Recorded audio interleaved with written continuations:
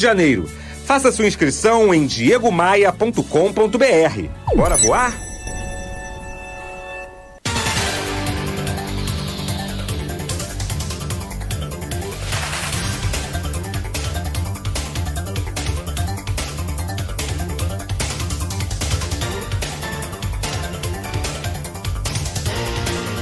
Sete horas e 23 minutos. Bem-vindo você, o nosso ouvinte, o nosso telespectador. Chegando agora na transmissão, estou aqui na companhia do jornalista Arnaldo Neto e também com a presença do nosso convidado de hoje, o ex-prefeito Armando Carneiro. Armando, posso fazer uma pergunta logo para pré-candidatíssimo ou não? Sim, nós já decidimos lá em Samã, né? Não, é porque essa expressão candidatíssimo já foi citada aqui. Então a gente já está adotando. Algumas vezes, na verdade. Começou com Gil Viana, né? Gil Viana falou sobre aquele pré-candidatíssimo em Campos, depois o Rafael Diniz falou aqui também. E na semana passada, aí sim, entrando no campo político, a prefeita Fátima Pacheco também afirmou que é pré-candidatíssima à reeleição. Pegando o gancho na pergunta de Marco, que você já falou que é porque existe uma especulação de que poderia ser você ou a sua esposa, a vereadora Alexandra, que está aqui no estúdio junto com a gente, ou pré-candidato do grupo à eleição de 2020. Vocês já definiram, o pré-candidato é realmente você? E como que está a sua situação jurídica, que vez ou outra surge notícia falando sobre essa questão de inelegibilidade que poderia te impedir de concorrer nesse ano de 2020? Bom, né, nós já decidimos, né, nós conversamos com... Eu vou me ingressar agora no PSC novamente, né? O PSC foi o partido que eu fui prefeito 2 mandatos. Eu já fui PSC lá desde 2003, então fui candidato em 2004, fui eleito pelo PSC, em 2008 fui reeleito pelo PSC.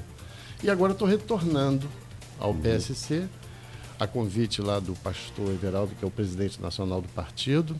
A Alexandra, minha esposa, é a presidente municipal do PSC e me convidaram para voltar. Então, nós já decidimos que a gente fez levantamentos de pesquisas internas e chegamos à conclusão que o nome melhor para a gente enfrentar a máquina atual lá seria o meu. Então, a Alexandra vai se candidatar a vereadora, vai tentar a reeleição de vereadora e eu vou ser o candidato. Eu estou me lançando como pré-candidato, né? E a prefeito pelo PSC. Agora, Arnaldo, quanto à questão jurídica, eu nunca tive problemas, como dizer assim, de inegibilidade. A gente responde vários processos porque 8 anos de governo. E antes de ser governo também, eu fui secretário municipal durante 13 anos. Então, são 21 anos à frente de ordenação de despesas. Então, sempre tem denúncias de adversários políticos e algumas outras coisas que a gente responde. Mas nunca estive inelegível e nem nunca terei, porque os processos que a gente responde não tem aquelas causas de inegibilidade que realmente existem. As causas de inegibilidade são 3, o Marco Antônio. Você pode ter as contas rejeitadas pela Câmara, sim, a inegibilidade direta. Uhum. Ou você pode ser condenado em segunda instância por improbidade administrativa ou enriquecimento ilícito. Então, basta então um Tribunal de Contas ou um órgão de pesquisa de contas provar que você causou dano ao erário ou obteve enriquecimento ilícito. Então, não tem nenhum processo meu em curso que tenha demonstração desse tipo de coisa. Entendi. Entendeu? Então, a gente tem total tranquilidade, mas isso não impede, né, os adversários de estarem postando nas redes sociais processos que a gente responde e alguma eventual condenação em primeira instância, que não significa que isso vai causar inegibilidade. Cidade, eu sou daqui de São João, e a cidade pequena tem algumas curiosidades políticas, né? Normalmente os adversários ferrenhos de hoje já foram aliados no passado. E isso acontece, por exemplo, entre você e a atual prefeita Fátima Pacheco. Você lembrou aí que em 2004 você foi eleito pelo PSC e a Fátima também pelo PSC, vereadora, Exatamente. né? Vocês eram do mesmo palanque. Como que foi dando essas distensões políticas dentro da cidade?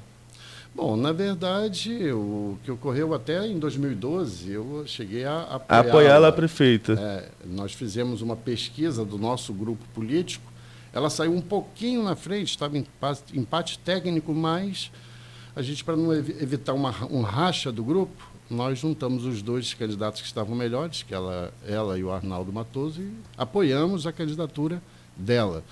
Só que no final do processo ela saiu dizendo que eu não me empenhei para a eleição dela, que na verdade eu ainda estava querendo que o Otávio Carneiro, que é meu primo, fosse eleito. Então, quer dizer, ela começou logo ali a dizer. Aí depois a gente foi percebendo que a nossa posição política com relação à cidade é completamente divergente, né? Então, em que sentido? Não, no sentido de que nós, na verdade, buscamos uma política voltada para o desenvolvimento da cidade e ela tem uma política mais assistencialista. Então, a nossa política é mais de desenvolvimento, de atração de empresas, né? Quando eu fui prefeito da cidade, nós fizemos o plano diretor. O plano diretor foi a base de tudo. Você tem que ter planejamento. O planejamento se dá através de um plano diretor. Quando a gente perguntou qual a cidade que o quissamanhense quer, a cidade que o quissamanhense quer, na época, em 2005, 2006, foi claramente, nós queremos tirar a dependência nossa do petróleo. Quissamã vive hoje bem em função do petróleo, mas e no futuro? Então, nós criamos zonas especiais de negócios, nós criamos o projeto de Barra do Furado, uma articulação muito difícil, que foi para mim o maior crime ter interrompido esse projeto em 2013. Em 2012, quando saiu o projeto, ainda estava a pleno vapor, com verba em caixa para poder tocar, mas foi interrompido. E nós tivemos também o polo de confecção, enfim, nós fomentamos o desenvolvimento para sair da dependência do petróleo. O que a gente vê hoje é uma política voltada para pouquíssimos investimentos e voltada para uma transferência de renda via programas sociais e de renda, né? Agora, com relação a essa questão do complexo do Farol Barra do Furado, recentemente não, logo no início do ano passado, o secretário Lucas Tristão, secretário de Desenvolvimento, ele esteve aqui na região, esteve no Porto do Açu, visitou a Ponte da Integração, que é um outro assunto também que se arrasta há alguns anos, a ponte entre São João da Barra e São Francisco, e depois foi para Quissamã. Eu acompanhei a agenda aqui, e lá em Quissamã foi um amigo que estava na Folha na época, o Vitor Azevedo, que acompanhou, e teve lá na questão, visitando aquela área, a vereadora Alexandre também estava, como a Fátima estava nessa agenda. E lá ele colocou que deveria haver uma mudança de perfil no que se planejou para o complexo e do que poderia ser feito a partir de agora. Qual a sua opinião com relação a esse posicionamento do secretário? Você acha que realmente precisa rever aquele projeto? E não só como pré-candidato a prefeito, como cidadão de Quissamã, você acha que precisa realmente rever e dar alguma finalidade, até mesmo para gerar mais receita para o município? Eu acredito que o secretário tem razão, né? Eu estava presente lá também, Arnaldo, quando ele esteve, né? Até a convite da vereadora, ele estava no Açu e convite da vereadora ele passou lá em Quissamã. Eu acho que ele tem razão que o projeto hoje, na época, o projeto se baseava nos recursos públicos. Tinha verba do governo federal, a dragagem era por conta do governo federal. Os moles, a construção dos moles, que na época era 20 milhões de reais, o governo estadual é que estava à frente, e o restante do custo, que era em torno de uns 70 a 100 milhões de reais, eram os dois municípios, de Quissamã e Campos. Então, era verba puramente pública. Hoje, eu acho que ele está certo. Nós temos que buscar a iniciativa privada que se interesse pelo projeto.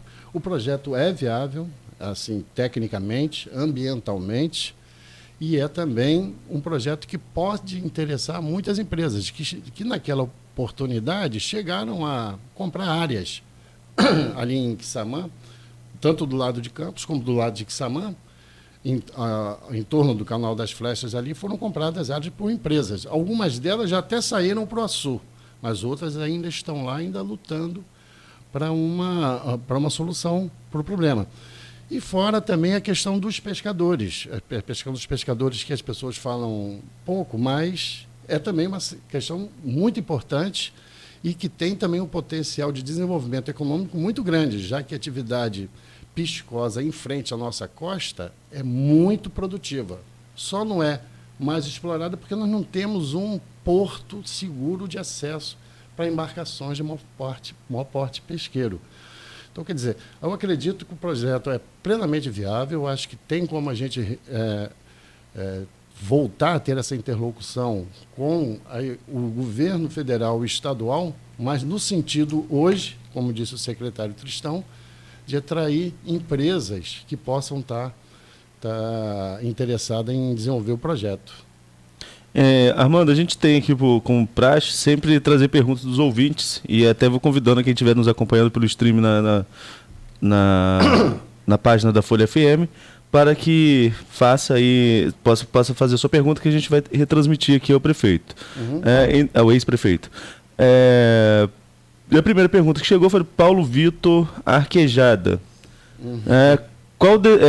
Uma pergunta ao Armando Carneiro. Qual desenvolvimento ele trouxe para Quissamã, visto que foi prefeito por 8 anos e hoje Quissamã vive assolado pelo desemprego? Bom, em Quissamã, até 2012, em primeiro lugar, esse Paulo Vitor Arquejada é um nomeado pela prefeita e ontem mesmo publicou coisas negativas, né? Ele, na verdade, pouco trabalha e fica mais a serviço das redes sociais para atacar. Mas, respondendo à questão de qual desenvolvimento que a gente trouxe, nós deixamos em 2012 uma ZEM montada com 5 empresas funcionando plenamente. Deixamos o projeto de Barra do Furado caminhando com mais de 300 funcionários ainda trabalhando. Um polo de confecção que também trazia muitos empregos e também uma estrutura de prédios históricos e públicos voltados para o turismo, que também era um motivo de desenvolvimento econômico. Nós, na ocasião, restauramos vários prédios históricos. O Museu Casa Quissamã, que você conhece, não sei se você conhece, o Marco Antônio, a Luiz conhece. O complexo lá de Machadinha, complexo Quilombola de Machadinha, que nós restauramos completamente, é o único conjunto de senzalas que é habitado pelos próprios afrodescendentes, e nós fizemos lá uma área de um restaurante, uma área que tinha todo final de semana, ia muita gente de Campos de Macaé. Então, nós deixamos um legado de emprego a caminho. Então, tinha as zonas especiais de negócios, atraíam empresas. Para atrair empresas não é fácil. Você tem que doar terreno, você tem que dar uma isenção fiscal e você tem que ir negociar, porque o empresário vai aonde realmente ele tenha oportunidade de competir em melhores condições do que em outro lugar. Sim. Então, nós tínhamos uma equipe, um programa Quissamã Empreendedor, que era voltados a discutir esses aspectos da atração de empresas. E ele estava em pleno sucesso. Só que uma política dessa é necessário ter continuidade. E ela foi interrompida. E, ao interromper uma política dessa, a ZEM, que tinha 5, agora só tem 3 empresas. Complexo de Barra do Furado, ninguém fala mais nada, está abandonado. Em promessa de campanha, a prefeita falou que ia dar prioridade ao projeto de Barra do Furado. Não deu nenhuma prioridade, não fez nenhum movimento no sentido de trazer para Barra do Furado uma solução que ela merece, que é o principal projeto de Quissamã. Então, na área agrícola também, Marco Antônio, nós tivemos lá Quissamã sempre foi um município que sempre foi pioneiro na atenção aos produtores rurais. Nós saímos de 5 mil litros de leite, por exemplo, da produção local, para 16, 17 mil litros. Nós fizemos uma parceria com a cooperativa de Macuco e recebe todo o leite de Quissamã, ainda até hoje. É uma das empresas que ficaram na ZEM. Então, nós tivemos um desenvolvimento, quer dizer, os pilares de desenvolvimento de Quissamã não estão sendo explorados, que é a agricultura, que tem terras férteis, com o fechamento da usina, que foi secular lá, realmente está um problema ainda para saber qual a vocação agrícola que vai permanecer. Então, é a questão agrícola, a questão do turismo, que nós temos o Parque Nacional da Restinga de Urubatiba, que está hoje lá também uma obra inacabada, que eu comecei em 2012. Eu licitei em 2012 um mirante sobre uma área plana de Restinga, que seria um ponto turístico importante. Está parada a obra até hoje lá. Então, o turismo, a agricultura e o complexo de Barra do Furado. Seriam esses 3 pilares que poderiam levar Quissamã ao desenvolvimento econômico e, paulatinamente, depender menos das receitas de petróleo. Uhum. A prefeita, quando esteve aqui na semana passada, também pontuou muito essa questão do turismo, né? Então, acho que quando a gente fala muito em adversários políticos, tem questões que são também comuns, porque todo mundo percebe que para a cidade é muito importante. Então, é bom a gente pontuar aqui também. Depois do Paulo Vitor, Armando, a Luciana dos Santos fez uma pergunta que acho que está até meio que respondida. Ela bota aqui: me chamo Luciana, sou moradora de Quissamã. Gostaria de saber do ex-prefeito cadê as empresas, ou onde estão as empresas que ele instalou na cidade. É a sua resposta anterior, né? Algumas até acabaram saindo. Algumas né? estão, outras saíram por falta de apoio, e a principal, que é de Barra do Furado, não foi por inoperância política e vontade mesmo de ir nessa direção. Concluindo aqui os comentários que chegaram até agora, Cleide Gomes: tudo que foi construído agora está tudo destruído. Foi o melhor, parabéns, Armando. Também da Cleide Santos Paula: parabéns, Armando. Douglas Almeida: Quissamã teve seu plano de desenvolvimento econômico no governo de Armando. A cultura era valorizada, os quissamanhenses eram valorizados. Parabéns, Armando, por ter feito a diferença em Quissamã. Depois a gente volta aqui, chegando mais perguntas, ou alguns comentários, a gente vai registrando também durante a nossa entrevista. Agora, você falou de um ponto importante, que é superar a dependência dos royalties.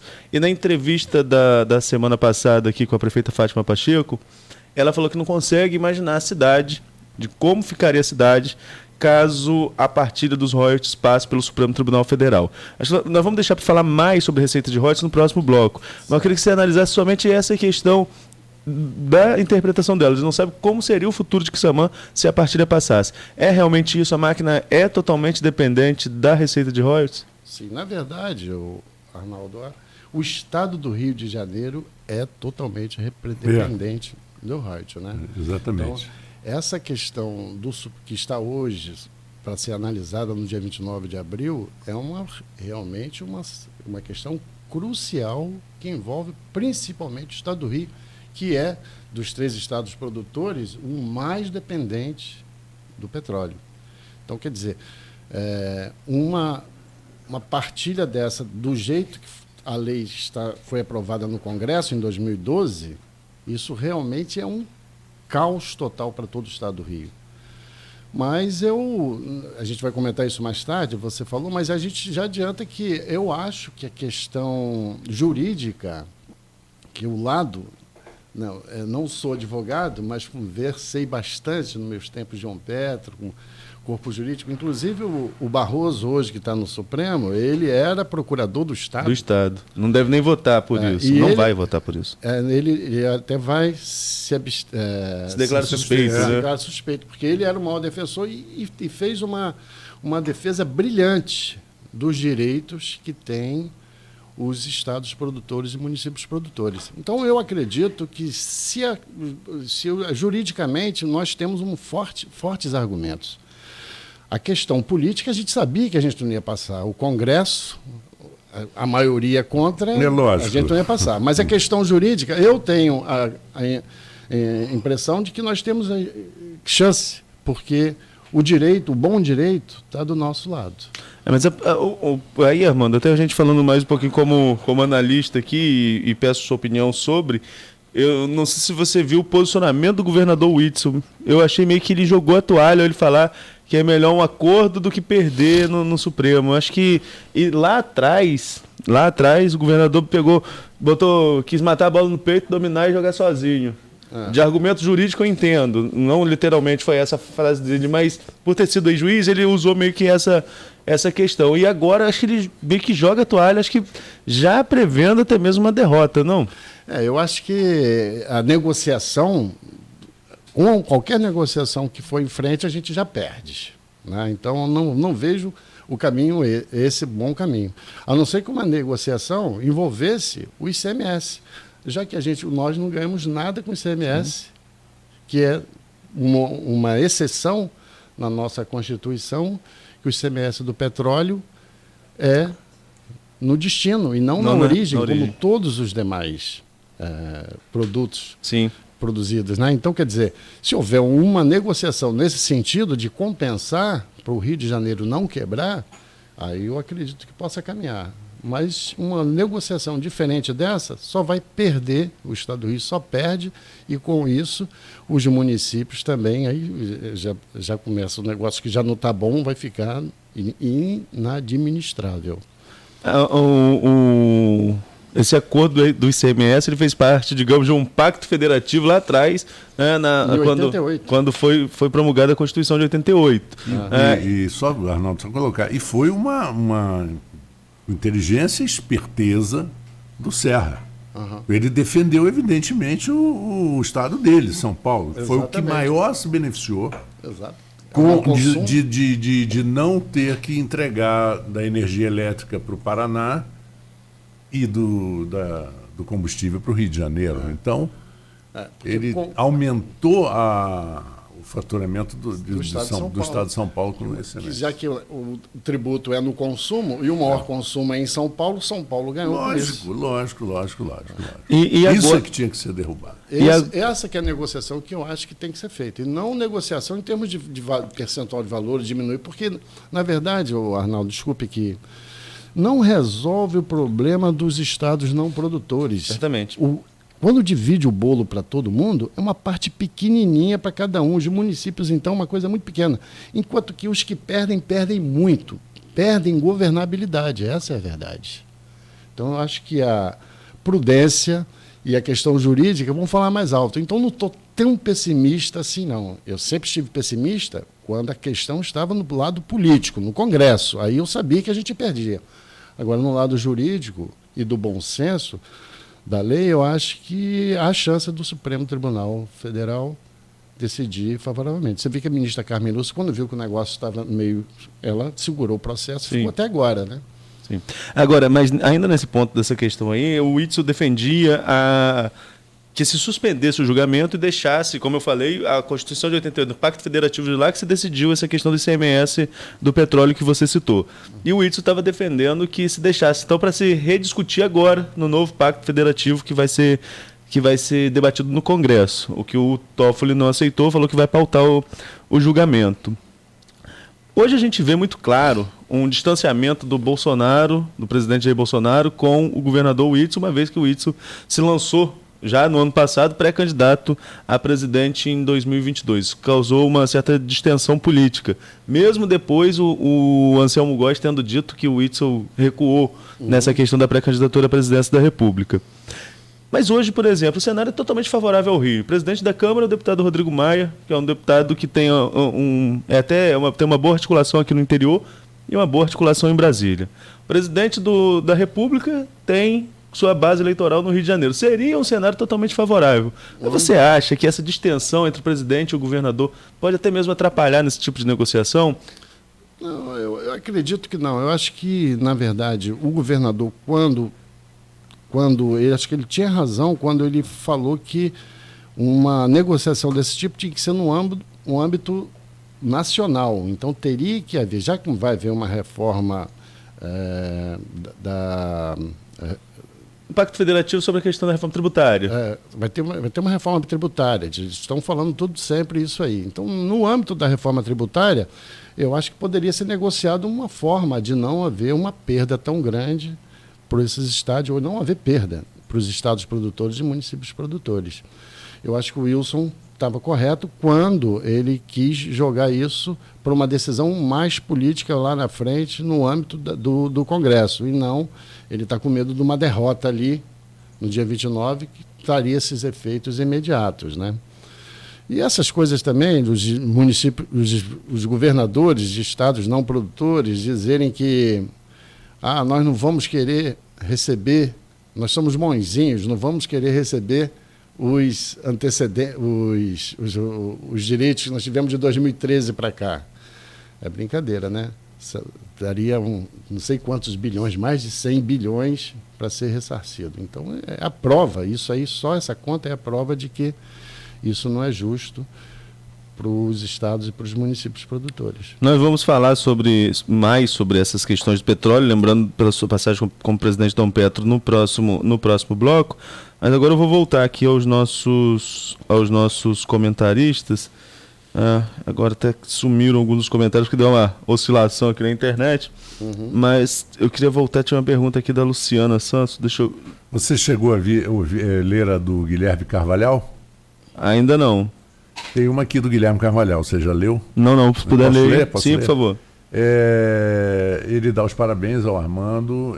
Você foi prefeito das casas populares, cultura, internet, cidadão. Ele cita aqui vários pontos da tua administração. Transporte, bolsas de estudo.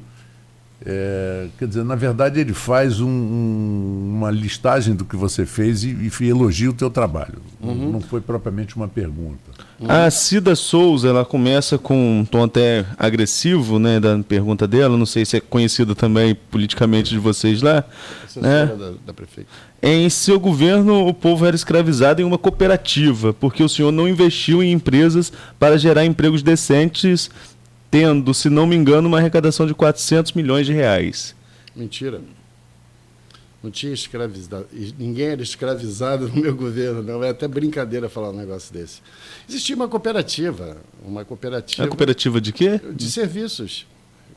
Totalmente legal. O Tribunal de Contas aceita. Você tem um custo menor e emprega muito mais gente. E, na época, os serviços, em vez de contratar por empresas, eu contratava era uma cooperativa. Era uma cooperativa que os funcionários eram cooperativados. Então, não tem problema nenhum. Né? Só que não tem todos os direitos. Por exemplo, não tem fundo de garantia. A cooperativa não é igual você tem uma carteira assinada. É uma cooperativa que era terceirizada pela prefeitura. Então isso? É um argumento completamente falho, porque a cooperativa atendeu 700, 800 pessoas e não teve nenhum problema nesse sentido, entendeu? Então é uma pessoa que fica agressiva nas redes sociais o tempo todo, entendeu? Como Arquejada e outros. Mas isso não quer dizer nada. Agora, voltando ao Guilherme Carvalhal, ele estava falando de algumas ações, as ações que, principalmente das que ele elencou, são todas verdadeiras, mas é que hoje mais a gente vê revolta nas ruas de Quissamã é a bolsa de estudos, que nós tínhamos bolsa de estudos para todos os quissamanenses, passavam no vestibular, com transporte gratuito, e programa de habitação. No município de Quissamã, nos meus 8 anos de mandato, nós fizemos 800 casas populares. E ela prometeu fazer e não fez uma até agora. E também prometeu bolsa de estudo e não pagou nem o colégio cenecista. Deixou 800 mil de rombo num colégio de mais de 60 anos na cidade, que a gente dava bolsa para o 2º grau para aqueles alunos mais carentes, e isso foi interrompido. Quer dizer, então esses programas, que são programas sociais de muito impacto, foram extintos, apesar de terem sido prometidos que teriam continuidade. Armando, algumas pessoas estão perguntando aqui com relação, eu já deixo de antemão meu desconhecimento sobre o assunto, sobre a questão de uma moenda. Foi feita uma compra de uma moenda de 2 milhões e 2,8 milhões na sua gestão, só que essa moenda nunca chegou a Quissamã. Que moeda é essa para eu que não, como eu, algumas pessoas que estão nos ouvindo não sabem o que é isso e não chegou mesmo? Não, essa moeda foi o seguinte, né? Eu te falei do programa Quissamã Empreendedor para trazer empresas. Quissamã foi o primeiro engenho central da América do Sul. Tinha uma usina, que era a principal empresa do município antes da emancipação. Essa usina fechou em 2002. Então, em 2003 em diante, a dependência ficou realmente total para os royalties. Então, existia, dentro do programa, um trabalho de atrair novas empresas nessa área sucroalcooleira. Então, um grupo se interessou, chegou até comprar uma área lá e, através de uma cooperativa de produtores rurais, fizeram um projeto para trazer uma indústria sucroalcooleira, mais alcooleira até, na Praxaman. E nesse processo, a cooperativa reivindicou, junto à prefeitura, pelo programa Quissamã Empreendedor, reivindicou uma ajuda da prefeitura. Então, hoje, passou pela Câmara de Vereadores essa ajuda, que foi realmente comprar uma moenda para a cooperativa se integrar nesse processo dos empresários. Inclusive, tinha dois aqui de Campos, o William Pittman, que era da usina Santa Cruz, já era um dos interessados. E a conversa evoluiu muito, chegaram a comprar áreas, chegaram a fazer projeto de impacto ambiental, conseguiram a licença do impacto, mas o que aconteceu foi que a política sucalcoleira começou a degringolar, começou aqueles preços para não ter inflação. A gasolina subsidiada. A gasolina subsidiada, os empresários então começaram a recuar e recuaram. Então a cooperativa ficou com a moenda porque o empreendimento não saiu. Mas isso não impediria que se isso fosse à frente com outros empresários, fosse tentado mais uma vez, né? A cooperativa, inclusive, o presidente foi secretário da prefeita Fátima, né? Ele que sabe o destino que foi dado para a cooperativa. Se não me engano, foi até negociado com a outra usina, aqui a Canabrava. O destino da moenda, que você diz, da né? Da moenda que eu estou falando. Então, quer dizer, o município apenas participou no programa Quissamã Empreendedor como um dos componentes, como a gente também participou do projeto de Barra do Furado. Né? Participou da ZEM. Para você ter uma ideia, a Macuco, a cooperativa de Macuco, o prédio é da prefeitura. Nós demos incomodato para a cooperativa hoje funciona até hoje, tem mais de 40 funcionários. Então, eu acho que o município, como o de Quissamã, que tem uma renda privilegiada, até hoje é um dos 3 maiores per capita do estado, dos 92 municípios, você tem que ter uma política de desenvolvimento. Né? Então, eu acho que não é errado o município se tornar um indutor do desenvolvimento para que a gente possa realmente diminuir essa dependência. Né? Marco, não sei como está de tempo aí, se dá tempo para mais uma pergunta? Dá tempo para mais uma pergunta. Eu vou trazer então aqui no grupo do WhatsApp do Folha no Ar, meu amigo lá de Gruçaí, José Vitor Silva, manda um abraço para José Vitor, manda um abraço para você, Armando, e pergunta o seguinte: em 2016, talvez Quissamã vivia seu pior momento e o povo de Quissamã optou por quem nunca tinha governado, no caso a Fátima, a você que tinha sido secretário 13 anos e prefeito 2 vezes, inclusive derrotando o Otávio. Aparentemente, hoje o momento está melhor. E qual seria a sua mensagem para derrotá-la? Para virar o jogo de 2016 para 2020? É a pergunta do Zé Vitor. Bom, o Zé Vitor, um abraço para ele também, eu conheço o Zé Vitor, né? E,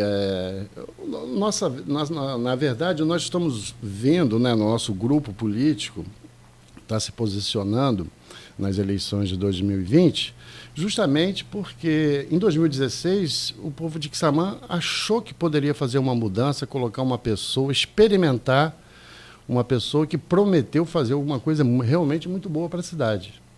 Como não se concluiu o que foi prometido, hoje em dia a gente percebe nas ruas que há um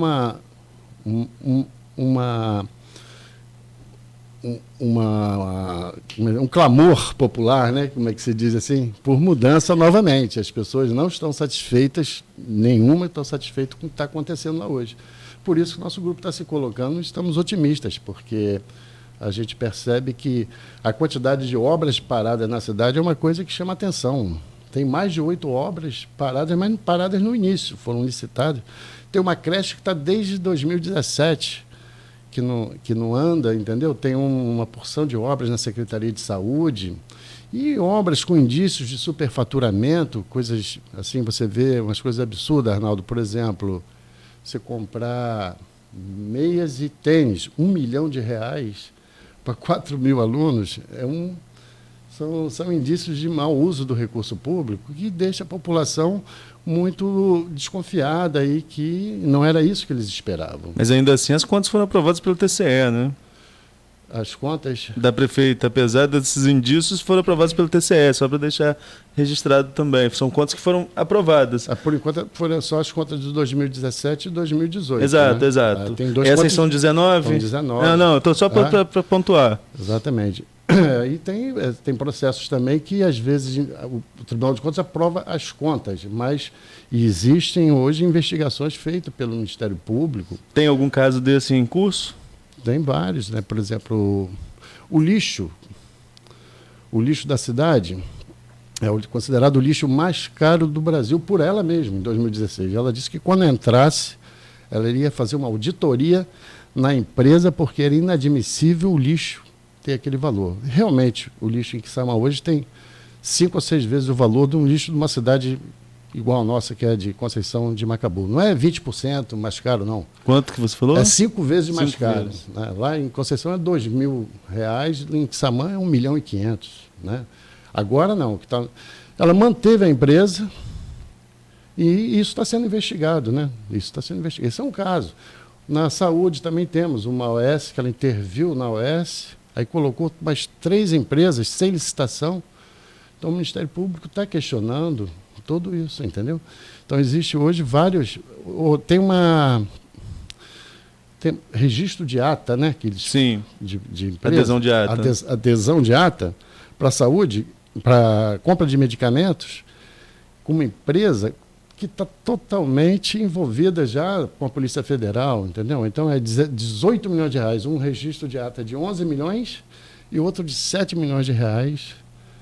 Então, quer dizer, os indícios são muito fortes, por isso que a população está realmente decepcionadíssima, entendeu? Com o que está acontecendo lá hoje. Marco Antônio? São 7h59, eu pensei que você ainda fosse acrescentar alguma coisa, mas vamos a um pequeno intervalo e voltaremos com esse nosso papo com o ex-prefeito e pré-candidato à Prefeitura de Quissamã, Armando Carneiro. Daqui a pouquinho, logo após o intervalo, no Folha no Ar, primeira edição, oferecimento Laboratórios Plínio Bacelar e Clínica Proteus. Sabe por quê a gente escolhe o